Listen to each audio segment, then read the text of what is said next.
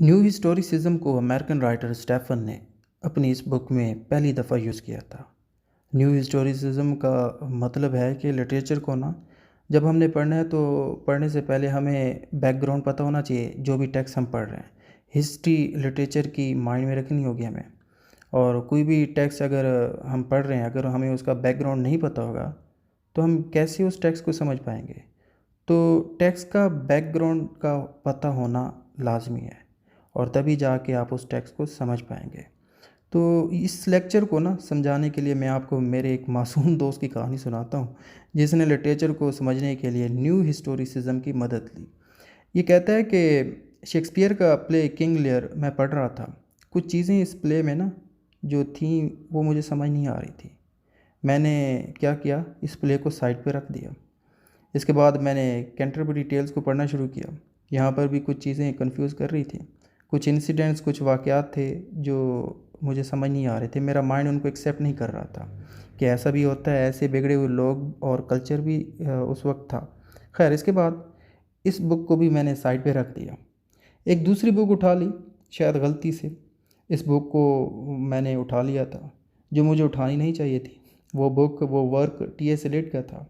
आप गैस करें कौन सा होगा। हाँ, इसका टाइटल द वेस्टलैंड है।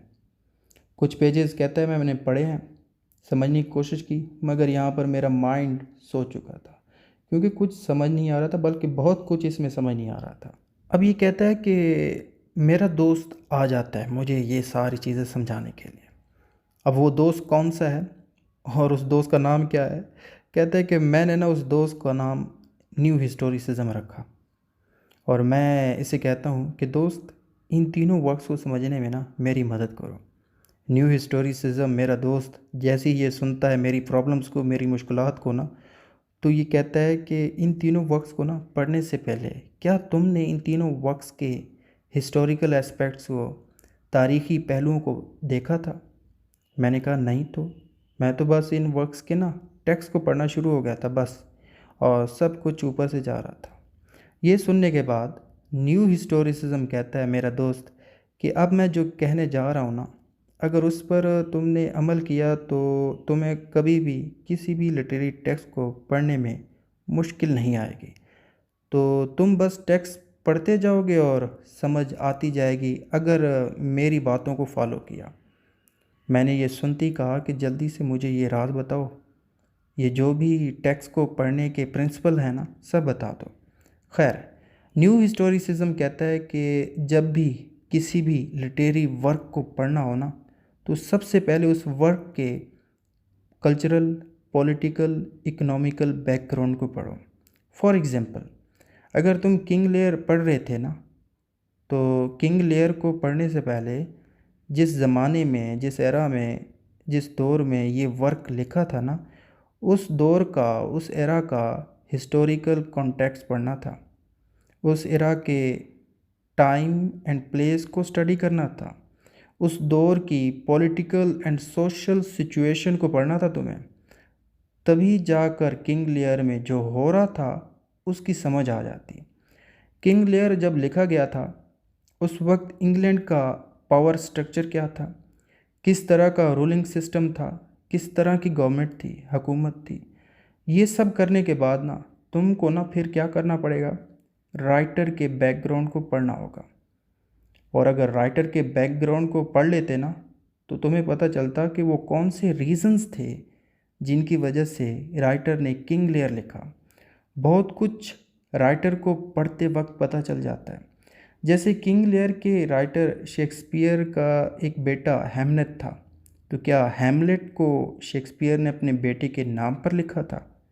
तो न्यू हिस्टोरिसिज्म ना हमारी इस तरीके से लिटरेचर को समझने में हेल्प करता है। अब यहाँ तक उम्मीद करता हूँ कि आपको इस लेक्चर की समझ आ चुकी होगी। अब देखा जाए तो न्यू हिस्टोरिसिज्म ना लिटरेचर में एक बिल्कुल अलग किस्म की मूवमेंट थी, एक अलग किस्म की तहरीक थी। ये कहती थी कि लिटरेचर को पढ़ने से पहले उस वर्क का लिटरेरी बैकग्राउंड और राइटर की हिस्ट्री को ना हमें पढ़ लेना चाहिए। इनका ये भी मानना था, कहना था कि अगर आप अ टेल ऑफ टू सिटीज़ पढ़ रहे हैं तो सबसे पहले इस वर्क का और उस एरा का हिस्टोरिकल बैकग्राउंड देखें। ये सब करने के बाद आपको आज के मॉडर्न डे से इस वर्क को कंपेयर करके नए आइडियाज़, नई चीज़ें निकालनी चाहिए।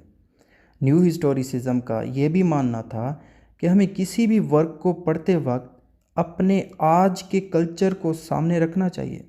ऐसे में हम अपना कल्चर, अपना आने वाला कल बेहतर कर सकते हैं।